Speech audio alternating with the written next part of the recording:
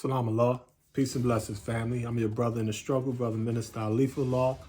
And today I would like to share with you some of the facts and fantasies regarding voting. I would like to open up with a brief quote from Messenger Elijah Muhammad from the Message to the Black Man in America from 1965, page number 173. The messenger says, "There are many black men and women who make splendid politicians. They could accomplish considerable good if they, like the white politician and his people, were given proper and equal recognition and justice for themselves and their people. If our politicians are to serve us, they must have no fear of the white man when they plead our case in the white courts before white judges. The strongest politician of our kind," this was back in 1965, "or the person who comes nearest, as far as I know, to giving us political justice in the white courts if he had our complete backing, is Congressman Adam Clayton Powell Jr. Though he is not a Muslim politician is what you need. But Congressman Powell is not afraid and would not be easily bribed, for he is not, quote unquote, hungry. There are two other good politicians, but I would not mention them by name at this time. If they could shed their fear, they would make excellent political leaders to guard our interests. We must give good black politicians the total backing of our population." Messenger Elijah Muhammad did not believe in the corrupt politics of the white man. Now, he basically taught us to vote for Allah. However, he was not naive as to our ability to resist the technology of the devil's system. So him, Malcolm X, his ministers, and the believers in general, they were taught by the Honorable Elijah Muhammad to start their own political party. In 1985, we started a political party called the FJE Party, the Freedom, Justice, and Equality Party. And, we used Malcolm X's Ballot or the Bullet, some stuff from Dr. Khalid Muhammad, and some political scientists, that was above ground and underground, as well as from our personal experiences.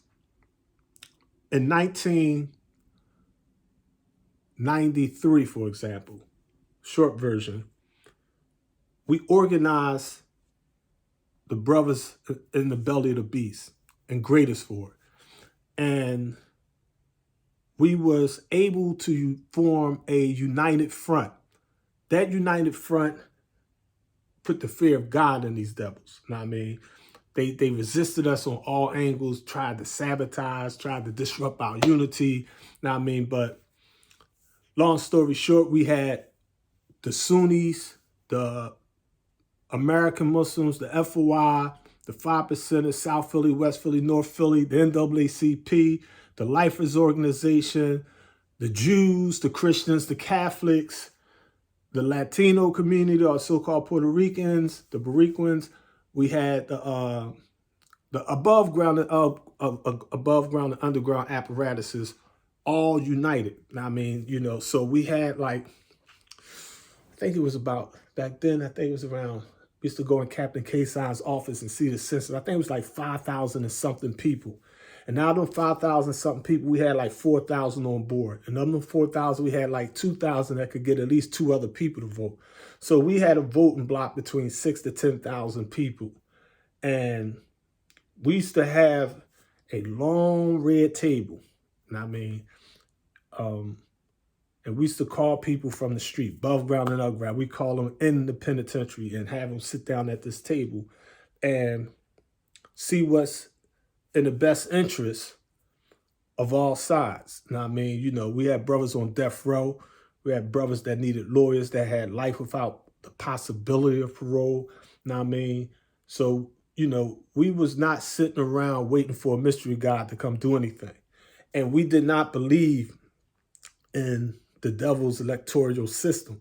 But like any good soldier, we understood that you had to get in where you fit in and fight with what you had to fight with. Know what I mean? And sometimes the enemy of your enemy becomes your friend for that particular moment. Know what I mean? So uh, at the time, we had the lieutenant governor of Pennsylvania, a Democrat, run against a Republican governor. We had that lieutenant governor come in and sit down at that red table. You know what I mean? And we gave him our itinerary that was based on our collective needs. And, it was things on there that we knew we probably wouldn't get. You know what I mean? We wanted an end of the death penalty. We wanted to get rid of life without the possibility of parole. We wanted conjugal visits, all kind of things was on there. And he was practical. He was like, look, I could do this, this, that, the other. I can't do this, that, the other. Ooh, bang. And we wanted to see which politician to give us the best deal. Unfortunately, the Republican candidate went to the devil's media and said that the lieutenant governor was coming in cutting deals with the black mafia and all this other crap. You know what I mean? And his points fell. He was winning. We had him. You know what I mean? So they sabotaged it. And he got on a platform saying he was going to build the first supermaximum penitentiary in the state of Pennsylvania. This is like 1993. And they locked me down because I was, spearheading a lot of crap. But they took a chart that I made. I made this security chart years ago. It basically was based on black, brown, yellow, red, and white. Black being the most peaceful time, white being the most wicked time. Know what I mean? So it was like a war code. He took, we called it CAM literature back then. He took the CAM literature and literally told me to my face, he's like, we need this in society. And they restructured the thing and made, they took, he became governor. When he became governor, now I mean, they invented a brand new post later on called Homeland Security and made him the first officer of Homeland Security. He took that old literature, that Islamic literature, and made the Homeland Security color code. I mean, and Condoleezza Rice was in position with President, I think it was President Bush and them back then. But they took her post, put her in the back office somewhere, and gave him her slot. You know what I mean? And invented that position just for him. And he actually took money and opened up a new Supermax called SCI Greene County, the Supermax. You know what I mean? Where they eventually sent me at. You know what I mean? But long story short, it showed me that when you're organized, they see you as a threat. Meaning there is power in the struggle if we are politically astute, if we have political science classes and educate our people on our aims and our objectives, and we strategize and unify the grassroots elements. Like Malcolm X explained, it's like the ballot or the bullet. Now, I mean, when you load your gun, are you registered to vote? That don't mean you're going to vote Republican or vote Democrat. We registered as independents. We never was Republicans or Democrats. We always was independent. Our party was the Freedom, Justice, and Equality Party. Whoever gives us the best freedom, justice, and equality, that's what we's working with. Now, I mean, we put the Honorable Elijah Muhammad's program in 1993 before Senators Wolford and I think Specter, because the messenger told us, and message to the black man, he said, put the Muslim program before Congress. We did that. Now, I mean, he said, start your own political party. We started our own political party. Now, I mean, so it's not that we don't vote. It's just that we don't just cast our vote surreptitiously because we are black and like, oh, just give it to the Democrats. Our thing is, if the wolf gets in, the Republicans, or the fox gets in, the Democrats, they both like chickens.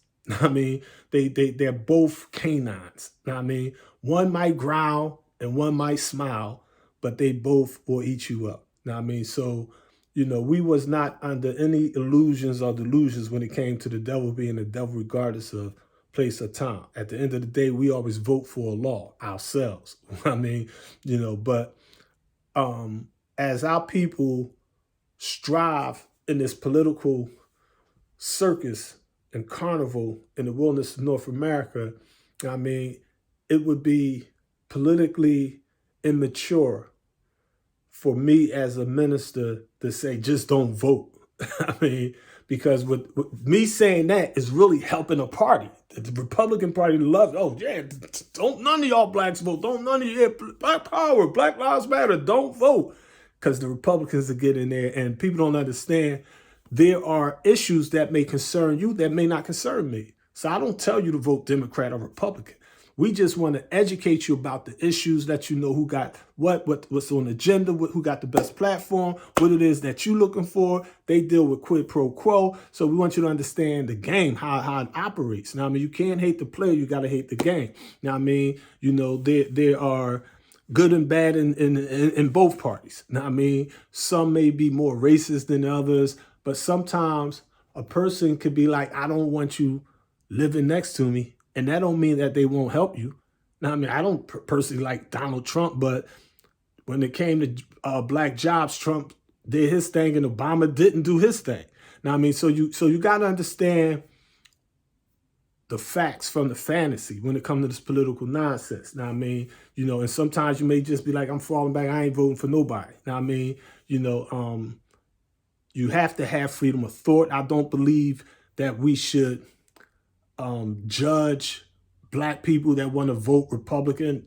We're not thought police. I mean, my thing is, you Democrat, Republican, Independent, apolitical, you don't vote at all, that's up to you. Now, I mean, me personally, my thing is, I would love to see our people organize like the Jews and the Chinese, the lesbian, gay, transgender community, the unions. They vote as blocks. Now, I mean, in that unity, like Malcolm explained, the Arabs and Africans formed the Afro-Asian bloc to fight against the European bloc. I mean, so when it came to UN, they was voting according to what's in their best interest for Africa and in the Middle East. I mean, and Europeans was in their best interest for the Euro, for the European union and things of that nature there. So you got to understand the game. Now, I mean, you could step on the side, just watch it. Now, I mean, you could try to knock it down or whatever you do, whatever be your thing.